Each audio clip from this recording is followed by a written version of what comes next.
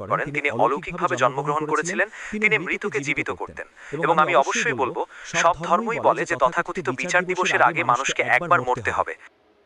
যদি যিশু এই লোকটিকে, মৃত ব্যক্তিকে জীবন দিয়ে থাকেন, তবে সেটা কি শুধু লোক দেখানোর জন্য ছিল? কারণ সেই লোকটি তো এখন আর বেঁচে নেই। তাই যিশু কেন তাকে জীবন দিলেন যাতে সেই লোকটি আবার মারা যায়? তার মানে লোকটা দুবার মারা গেল। তো এটা কি শুধু দেখানোর জন্য ছিল, নাকি অন্য কিছু? নাকি তিনি এখনো বেঁচে আছেন আর মারা যাননি? ভাই, খুব ভালো একটা প্রশ্ন করেছেন। আমরা মুসলিমরা বিশ্বাস করি যে যীশু খ্রিস্ট, তার উপর শান্তি বর্ষিত হোক, মৃতকে জীবন দিতেন।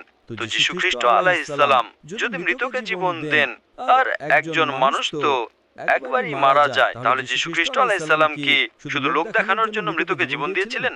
তিনি কেন এটা করলেন?